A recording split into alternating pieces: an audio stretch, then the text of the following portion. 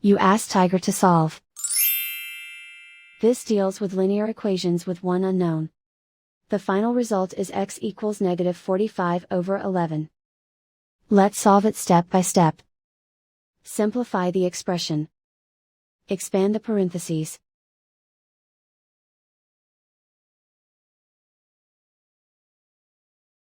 Simplify the arithmetic. Expand the parentheses. Simplify the arithmetic. Expand the parentheses.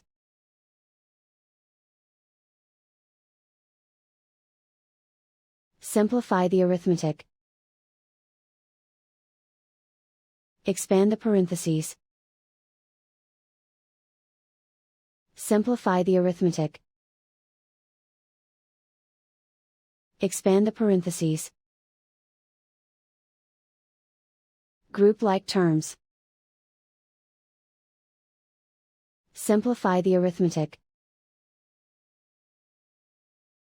Group all constants on the right side of the equation.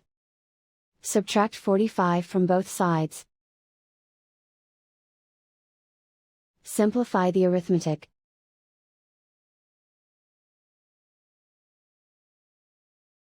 Isolate the x.